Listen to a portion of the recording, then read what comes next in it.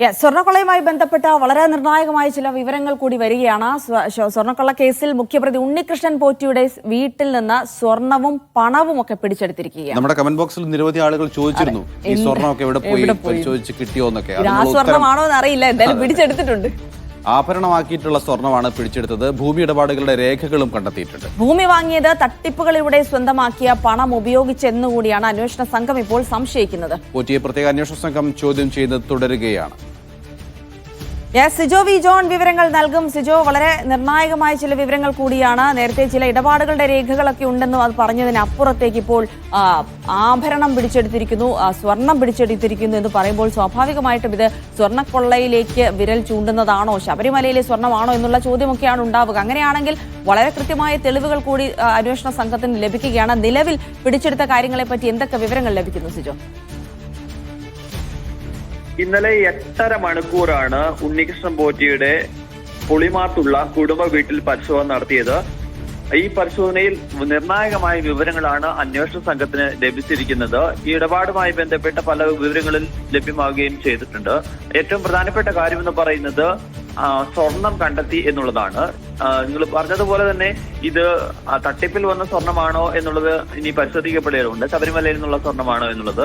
എന്തായാലും ആഭരണ രൂപത്തിലുള്ള സ്വർണമാണ് പിടിച്ചെടുത്തിരിക്കുന്നത്. അവർ ഈ ഉപയോഗിച്ചിരുന്ന ആഭരണങ്ങളൊക്കെയാണ് പിടിച്ചെടുക്കുകയും ചെയ്തിരിക്കുന്നത്.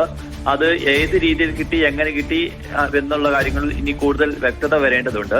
ഈ ശബരിമലയിൽ നിന്ന് കൊണ്ടുപോയിരിക്കുന്ന സ്വർണ്ണം മാത്രമല്ല, ഇയാളിങ്ങനെ ഒരു കീഴ്ശാന്തിയുടെ പരികർമ്മിയായിട്ടൊക്കെ നിൽക്കുകയായിരുന്നു. സ്വാഭാവികമായും ഈ പറയുന്നത് ഇതിൽ പലയിടങ്ങളിൽ നിന്ന് പല ആളുകളൊക്കെയായി വന്ന് സ്വർണ്ണമൊക്കെ കൊടുക്കുന്ന ഒരു പതിവുണ്ട്. അപ്പൊ അങ്ങനെ വന്ന രീതിയിലുള്ള സ്വർണ്ണമാണോ, അത് ഏത് രീതിയിലാണ് വന്നിരിക്കുന്നത് എന്നുള്ളത് ഇനി പരിശോധിക്കപ്പെടേണ്ട ഒരു കാര്യമാണ്. എന്തായാലും അന്വേഷണ സംഘം സ്വർണം പിടിച്ചെടുത്തിരിക്കുന്നു.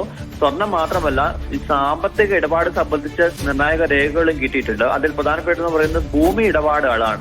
ഭൂമി ഇടപാടുകളുടെ രേഖകളാണ്. ഇയാൾ വട്ടിപ്പലിശയ്ക്ക് പണം കൊടുത്തിരുന്നു എന്നുള്ളൊരു വിവരം ഉണ്ടായിരുന്നു. അത് സാധൂകരിക്കുന്ന രീതിയിലുള്ള ചില ഡോക്യുമെന്റ്സ് കിട്ടുകയും ചെയ്തിട്ടുണ്ട്.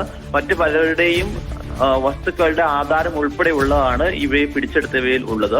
അപ്പോ അങ്ങനെ പലിശയ്ക്കൊക്കെ പൈസ കടം കൊടുത്തിട്ട് അവിടെ വസ്തുവകളൊക്കെ അവരുടെ ഈ ഈടായി ഇത് വാങ്ങി വെച്ചിരിക്കുന്നതാണോ എന്നുള്ളൊരു സംശയവും നിലനിൽക്കുകയും ചെയ്യുന്നുണ്ട്. എന്തായാലും മുന്നേ ഉയർന്നിരിക്കുന്ന ആരോപണങ്ങളെ, അത്തരം പരാതികളെ ശരിവയ്ക്കുന്ന രീതിയിലുള്ള രേഖകളാണ് ഇപ്പോൾ പിടിച്ചെടുക്കുകയും ചെയ്തിട്ടുള്ളത്.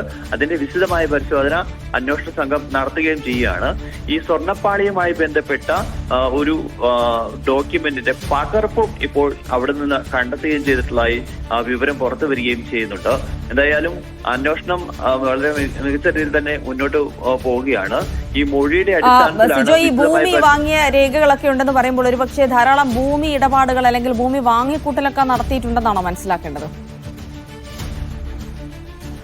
അങ്ങനെ ഭൂമി ഇടപാടുകൾ ഉണ്ടായിട്ടുണ്ട് എന്നുള്ളത് തന്നെയാണ് നമുക്ക് ഇപ്പോൾ മനസ്സിലാകുന്നത്. ഏകദേശം 30 കോടി രൂപയുടെ ഭൂമി ഇടപാടുകൾ അല്ലെങ്കിൽ സാമ്പത്തിക ഇടപാടുകൾ ഇയാൾ നടത്തിയെന്നാണ് നേരത്തെ ഉയർന്നിരുന്ന ആരോപണം. അത് സാധൂകരിക്കുന്ന തെളിവുകളൊന്നും ഇതുവരെ ഈ അന്വേഷണ സംഘത്തിന് ലഭിച്ചിരുന്നില്ല. പക്ഷെ വീട്ടിൽ നടത്തിയ പരിശോധനയിലാണ് ഈ ഭൂമി ഇടപാടുകൾ സംബന്ധിച്ച ചില രേഖകൾ കൂടി സംഘത്തിന് ലഭിക്കുകയും ചെയ്തിരിക്കുന്നത്. അത് ഇനി ആ രേഖകളുടെ പരിശോധനയൊക്കെ പൂർത്തിയാക്കേണ്ടതുണ്ട്. അപ്പോഴാണ് അതിൽ എത്രത്തോളം ഈ കൊള്ളയുടെ ഭാഗമായി നേടിയിട്ടുള്ളതാണ് ഈ ഭൂമി ഇടപാടുകൾ സംബന്ധിച്ച് എന്നുള്ളത് നമ്മൾ നോക്കേണ്ടതാണ്. പക്ഷേ കഴിഞ്ഞ ദിവസം ഈ അന്വേഷണ സംഘം കോടതിയിൽ കൊടുത്തിരിക്കുന്ന റിമാൻഡ് റിപ്പോർട്ടും കസ്റ്റഡി റിപ്പോർട്ടിലൊക്കെ ഒരു കാര്യം എടുത്തു പറയുന്നുണ്ട്. ഈ പറയുന്ന വലിയ അങ്ങനെ സാമ്പത്തികം ഉണ്ടാകുന്ന ജോലിയൊന്നും ഏർപ്പെട്ടിരുന്ന ആളല്ല എന്നുള്ളത് എടുത്തു പറയുകയും ചെയ്യുന്നുണ്ട്. അങ്ങനെയാണെന്നുണ്ടെങ്കിൽ ഇത്തരത്തിൽ ഭൂമിയുടെ വാങ്ങി കൂട്ടിയത്, അതിനുള്ള പണം എവിടെ നിന്ന് സമ്പാദിച്ചു, അത് ആരെ കൊടുത്തു എന്നുൾപ്പെടെയുള്ള കാര്യങ്ങൾ വ്യക്തമാവേണ്ടതുണ്ട്. അക്കാര്യങ്ങൾ ഈ രേഖകൾ കൃത്യമായി പരിശോധിച്ചതിന് ശേഷം അക്കാര്യത്തിലുള്ള വിവരങ്ങൾ കൂടി എന്തായാലും ഉണ്ണികൃഷ്ണൻ പോറ്റിയിൽ നിന്ന് അന്വേഷണ സംഘം തേടുകയും ചെയ്യും. ഇന്ന് തന്നെ ഒരുപക്ഷെ തെളിവെടുപ്പ് കൊണ്ടുപോകാനുള്ള ഒരു സാധ്യതയും നിലനിൽക്കുകയും ചെയ്യുന്നുണ്ട്. ബംഗളൂരുവിലേക്കൊക്കെ തെളിവെടുപ്പ് കൊണ്ടുപോകാനുള്ള ഒരു സാധ്യതയാണ് നിലനിൽക്കുകയും ചെയ്യുന്നത്. ഇനി ഈ രേഖകളൊക്കെ ലഭിച്ച സാഹചര്യത്തിൽ ഒരുപക്ഷെ വിശദമായ ചോദ്യം ചെയ്യലിലേക്ക് കടക്കുമോ എന്നുള്ള കാര്യത്തിൽ സംശയമുണ്ട്. ഇന്നലെ വൈകിട്ടോടുകൂടി ബംഗളൂരുവിലേക്ക് കൊണ്ടുപോകാനുള്ള ഒരു പദ്ധതി എന്തായാലും അന്വേഷണ സംഘം ഇടുകയും ചെയ്തിരുന്നു. അതോടൊപ്പം തന്നെ മറ്റ് പ്രതികളിലേക്ക് വൈകാതെ തന്നെ അന്വേഷണ സംഘം കടക്കുകയും ചെയ്യും.